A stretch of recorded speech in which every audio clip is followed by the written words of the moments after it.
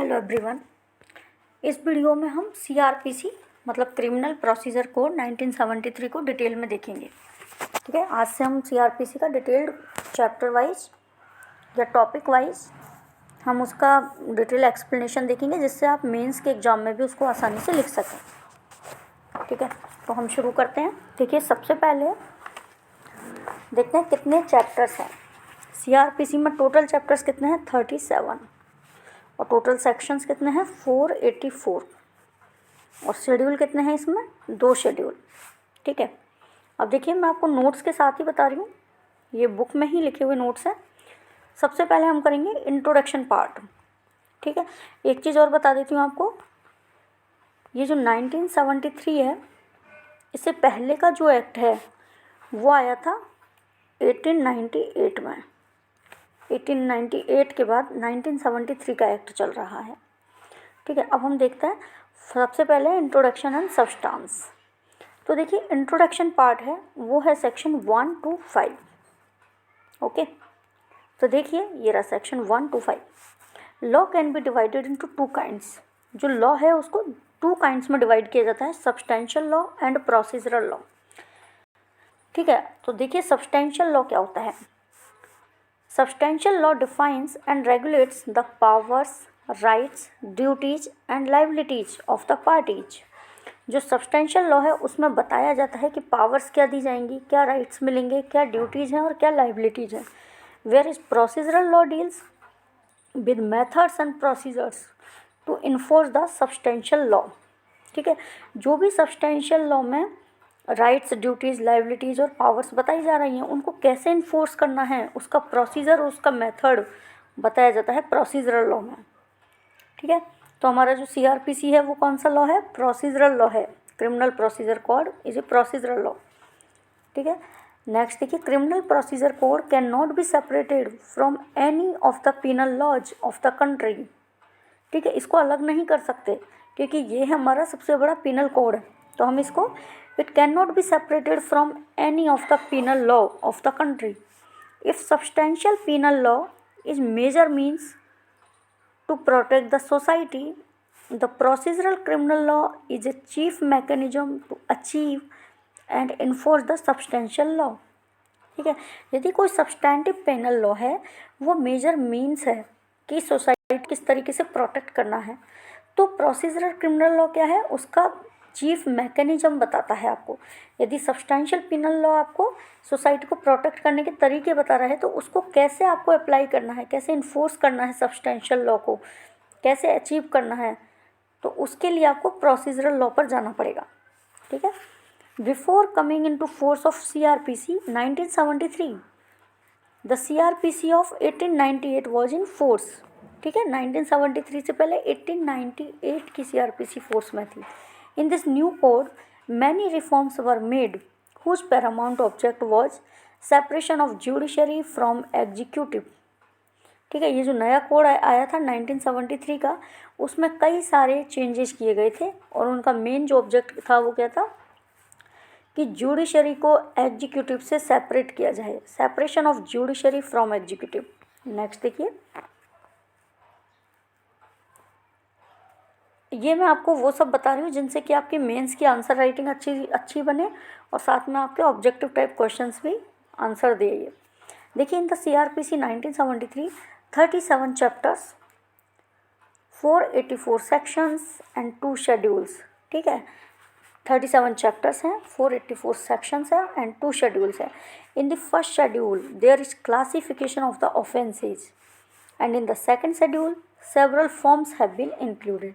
तो ऑफेंस का क्लासिफिकेशन किस शेड्यूल में किया गया है? तो शेड्यूल 1, शेड्यूल फर्स्ट शेड्यूल है हमारा जिसमें कि ऑफेंस को क्लासीफाई किया गया है, और सेकंड शेड्यूल है जिसमें कि सेवरल फॉर्म्स को बताया गया है, इस कार्य के लिए ये वाला फॉर्म, इसके लिए ये वाला फॉर्म। ठीक है, देखिए, criminal procedure code 1973 extends to the whole of India, पूरे इंडिया पर एप्लीकेबल होता है ये।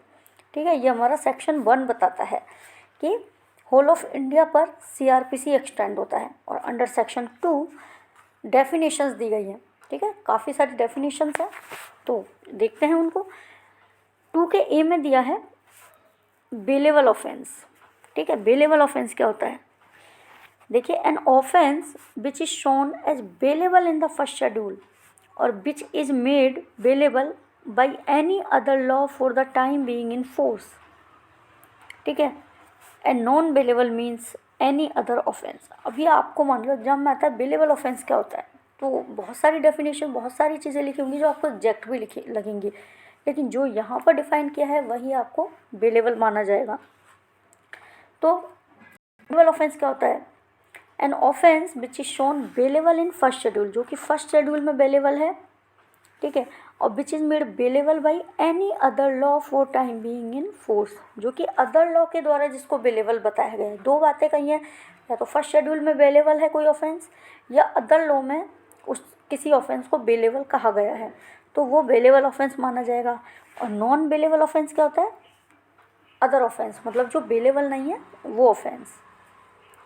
ये देखिए 2 के बी में देखिए चार्ज आएगा। चार्ज मतलब आरोप बोलते हैं इसको हिंदी में।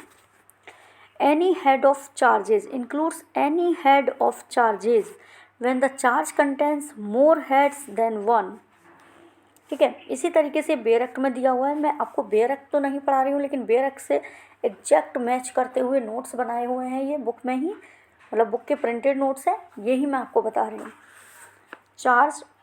Charge include any head of charges, sorry any head of charge when the charge contains more heads than one. एक चार्ज है, उसमें एक हेड से ज़्यादा हेड्स भी हो सकते हैं, और चार्ज में क्या इंक्लूड होता है? Any head of charge. Charge includes any head of charge when the charge contains, charge में क्या होता है? मोर हेड्स देन वन, एक से ज़्यादा हेड हो सकते हैं, ठीक है। थर्ड देखिए, ये है 2 का सी, ये जो थर्ड लिखा हुआ है 2 का सी है। यहाँ दिया है कॉग्निजेबल ऑफेंस। तो देखिए कॉग्निजेबल ऑफेंस क्या होता है? An offence for which any cognizable case, देखिए cognizable offence means an offence for which, and cognizable case means a case in which a police officer may in accordance with the first schedule or under any other law for the time being in force arrest without warrant. ये क्या करता है कि कोई भी cognizable offence है, उसका मतलब ऐसा ऑफेंस, या कॉग्निजेबल केस का मतलब ऐसा केस जिसमें कि पुलिस ऑफिसर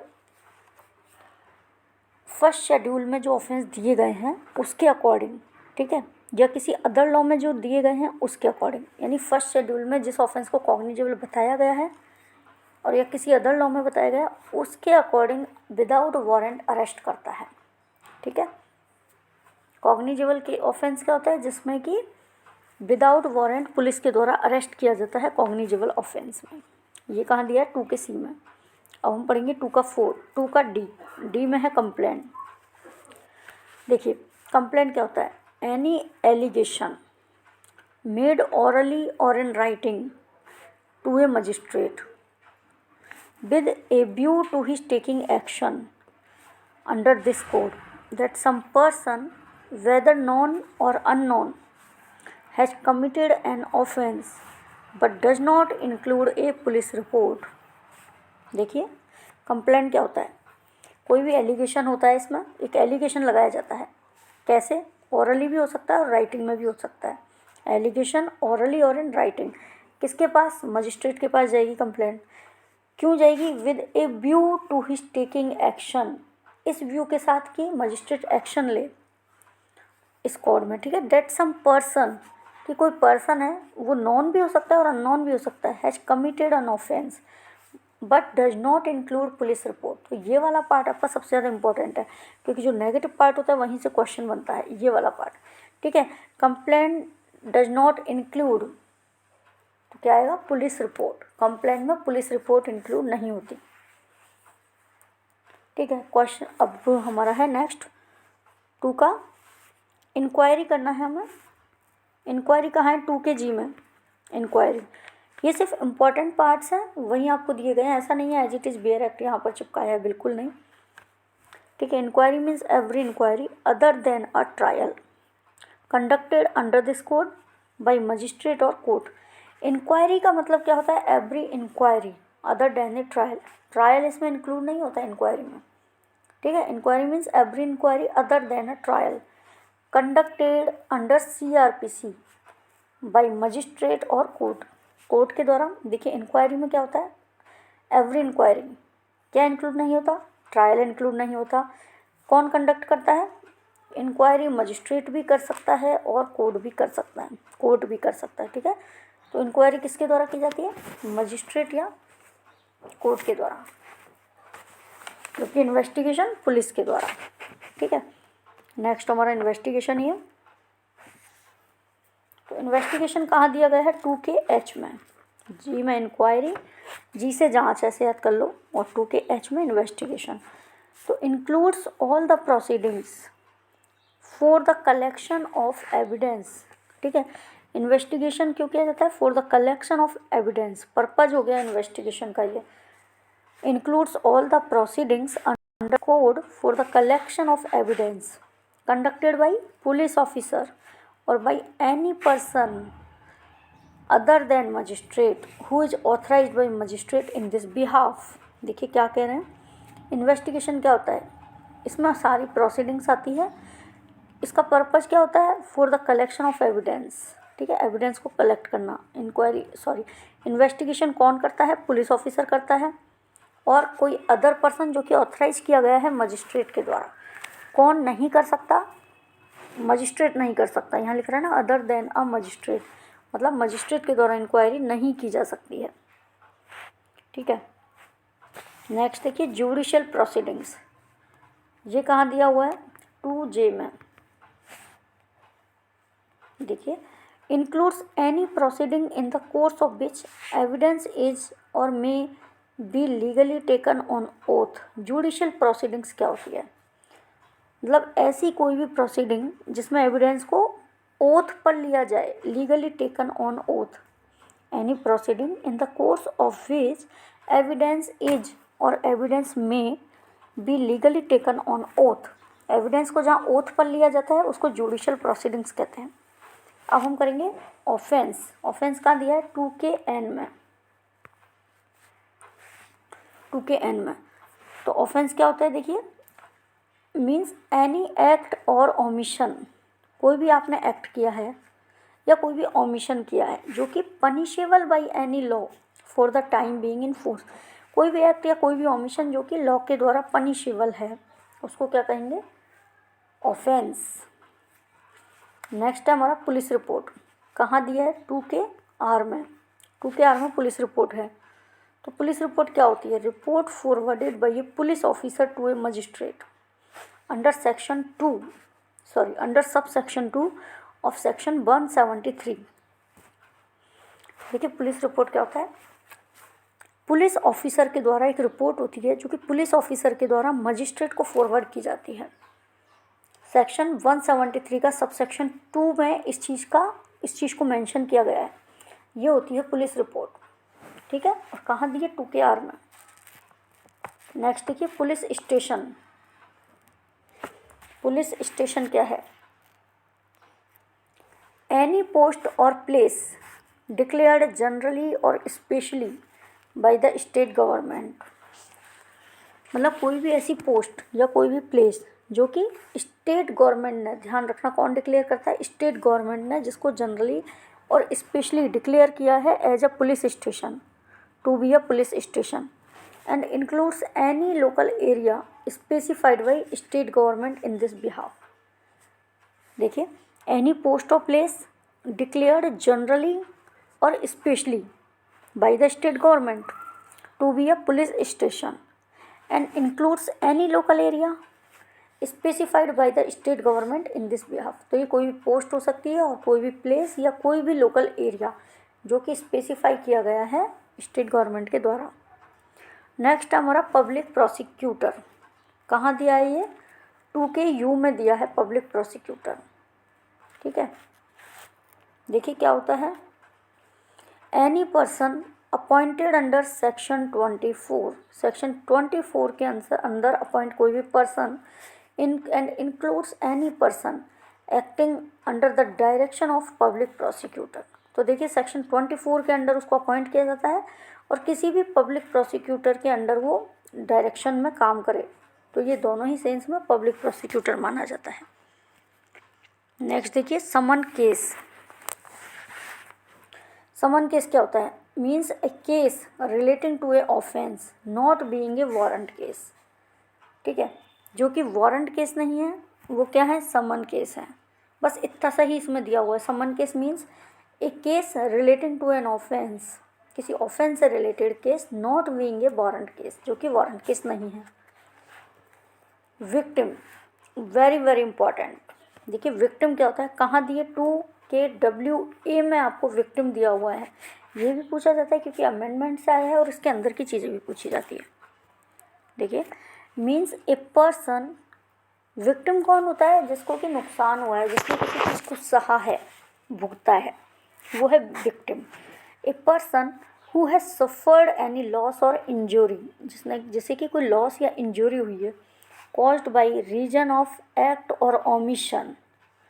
ठीक है, for which accused person has been charged, जिसके लिए एक्यूज्ड पर्सन को चार्ज किया जाना है। And expression victim includes his or her guardian और लीगल हेयर्स। जो विक्टिम शब्द है वो किस किस को इंक्लूड करता है? एक तो सेल्फ, जो विक्टिम है उसको, मतलब जिसको कि जिसने सफ़र किया है, जिसको इंजरी हुई है, लॉस हुआ है, और उसके गार्जियन और लीगल हेयर्स को। यहाँ से क्वेश्चन बनता है विक्टिम इंक्लूड्स, तो पर्सन हिमसेल्फ, गार्जियन और लीगल हेयर्स। ओके, नेक्स्ट देखिए वारंट केस क्या होता है? A case relating to an offence punishable with death, imprisonment for life or imprisonment for a term exceeding 2 years। देखिए warrant case की क्या बताया गया है कि कोई भी ऐसा ऑफेंस, कोई भी ऐसा केस जो कि एक ऑफेंस से रिलेटेड है, किससे? डेथ से, LI से, या 2 साल से ज़्यादा का इम्प्रिजनमेंट का कोई भी ऑफेंस है, तो वो कहाँ आएगा? हमारा वारंट केस में माना जाएगा। तो ये थी हमारी सारी डेफिनेशंस। करेंगे difference between complaint and FIR। देखिए कंप्लेंट क्या होता है और FIR की फुल फॉर्म क्या है? First information report, FIR। देखिए complaint is always presented before a magistrate. Complaint हमेशा मजिस्ट्रेट के सामने की जाती है। और FIR always lodged to the police or the officer in charge of police station. FIR हमेशा पुलिस को या पुलिस स्टेशन के ऑफिसर इंचार्ज को लॉन्च की जाएगी। Complaint may be filed relating to both cognizable and non cognizable offence. जो complaint है किसको की जा रही है? मजिस्ट्रेट को। दोनों ही केसेस में की जा सकती है, चाहे केस कॉग्निजेबल हो चाहे केस नॉन कॉग्निजेबल हो, लेकिन जो FIR है वो सिर्फ कॉग्निजेबल ऑफेंस के केस में की जाती है। Under section 154 CRPC FIR is lodged relating to cognizable offences. ठीक है, कंप्लेंट तो कॉग्निजेबल नॉन कॉग्निजेबल दोनों में, और FIR ओनली कॉग्निजेबल केस में।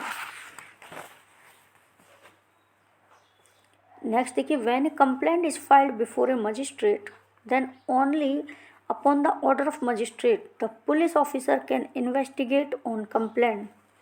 देखिए जब भी कंप्लेंट मजिस्ट्रेट के सामने फाइल की जा रही है, मतलब मजिस्ट्रेट को डायरेक्ट जब कंप्लेंट की जा सकती है, तो केवल मजिस्ट्रेट के ऑर्डर किए जाने पर ही पुलिस ऑफिसर उस केस को इन्वेस्टिगेशन कर सकता है। ठीक है, कंप्लेंट पर इन्वेस्टिगेट तभी कर पाएगा जबकि मजिस्ट्रेट आदेश देगा। जबकि FIR के केस में क्या होता है? 1 minute।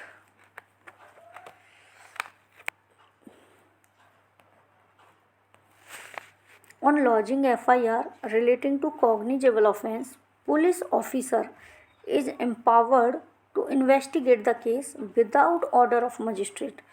देखिए क्या होता है कि FIR हमेशा कॉग्निजेबल केस में ही जाती है, तो ऐसे में बिना किसी ऑर्डर के, बिना मजिस्ट्रेट के ऑर्डर के भी FIR लॉज होने के बाद पुलिस ऑफिसर उसको एम्पावर किया गया है कि इन्वेस्टिगेट कर सकता है उस केस में।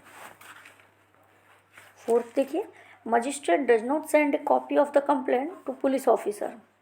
देखिए कंप्लेंट आई मजिस्ट्रेट के पास, तो ऐसा नहीं है कि वो पुलिस ऑफिसर के पास कॉपी भेजेगा मजिस्ट्रेट। ठीक है, but it is mandatory to the police officer to send forthwith a copy of FIR to the magistrate. Police officer के लिए ये चीज़ मैंडेटरी है कि एफआईआर जो आई है उसकी एक कॉपी किसके पास जाएगी, मजिस्ट्रेट के पास जाएगी।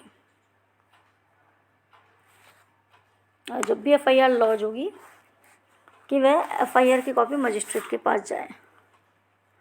The magistrate is not bound to furnish copy of complaint to the complainant forthwith. ठीक है, मजिस्ट्रेट बाउंड नहीं होता कि जो कंप्लेंट आई है तो उसकी एक कॉपी कंप्लेनेंट को दी जाए फ्री ऑफ कॉस्ट। ऐसा नहीं है कि कंप्लेंट आई है तो मजिस्ट्रेट बाउंड है कि उसकी एक कॉपी दी जाए कि हाँ हमारे पास आपकी कंप्लेंट आई है, नहीं।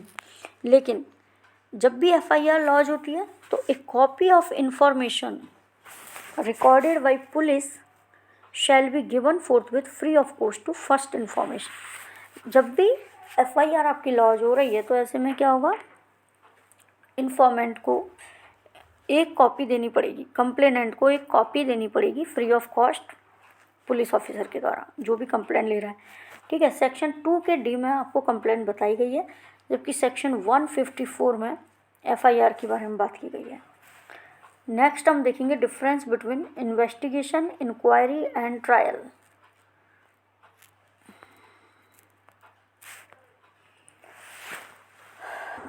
इन्वेस्टिगेशन में फर्स्ट पॉइंट देखिए, investigation includes all the proceedings under CRPC for the collection of evidence police officer or by any person other than a magistrate who is authorised by magistrate in this behalf. ये क्या कह रहा है, investigation include करता है सारी proceedings को जो कि एविडेंस के कलेक्शन के लिए की जाती है। किसके द्वारा, investigation by police officer or by any person other than magistrate. ठीक है, किसी या तो पुलिस ऑफिसर करेगा या कोई भी पर्सन जो कि अदर देन मजिस्ट्रेट हो, who is authorised by A magistrate in this behalf, जो कि इस कार्य के लिए इन दिस बिहाफ मजिस्ट्रेट के द्वारा ऑथराइज किया गया है। इन्वेस्टिगेशन कहाँ दिया गया है, 2H में, 2H में इन्वेस्टिगेशन आपको दिया गया है। अब देखिए इंक्वायरी क्या होती है। Inquiry means every inquiry other than a trial. ठीक है, every inquiry other than a trial conducted under CRPC by a magistrate और कोर्ट। ठीक है, कोर्ट के द्वारा या मजिस्ट्रेट के द्वारा। इंक्वायरी देखिए क्या होता है, इंक्वायरी कौन करता है, मजिस्ट्रेट करेगी या कोर्ट। पुलिस ऑफिसर इंक्वायरी नहीं करता, वो करता है इन्वेस्टिगेशन। ठीक है, तो inquiry means every inquiry other than trial. जो भी ट्रायल चलता है वो इंक्वायरी में इन्वॉल्व नहीं होता, इंक्लूड नहीं होता।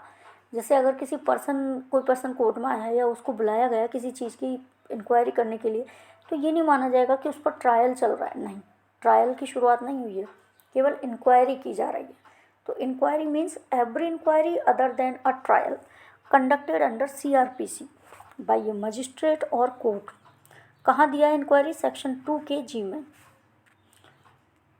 ट्रायल देखिए, all proceedings of the court after taking cognizance till final judgment. Court की सारी प्रोसीडिंग्स कॉग्निजेंस लेने के बाद से फाइनल जजमेंट तक। जबकि कोई जज या कोई मजिस्ट्रेट, CRPC में मजिस्ट्रेट जबकि कॉग्निजेंस ले लेता है, उसके बाद से फाइनल जजमेंट तक जो भी प्रोसीडिंग्स होती हैं वो सब क्या कहलाती हैं, ट्रायल कहलाती हैं। नेक्स्ट देखिए, investigation is not a judicial proceeding. Investigation क्योंकि पुलिस ऑफिसर कर रहा है तो ये जुडिशियल प्रोसीडिंग का पार्ट नहीं होती। Investigation is not a judicial proceeding. Inquiry is a judicial proceeding क्योंकि वो जजेस के द्वारा, मजिस्ट्रेट के द्वारा की जाती है, तो inquiry is a judicial proceeding. और trial is a judicial proceeding क्योंकि ट्रायल कौन कर रहा है, वो भी मजिस्ट्रेट कर रहा है, तो ये भी जुडिशियल प्रोसीडिंग में आएगा। नेक्स्ट देखिए, the object of an investigation. क्या है इन्वेस्टिगेशन का object, to collect the evidence, evidence को कलेक्ट करना।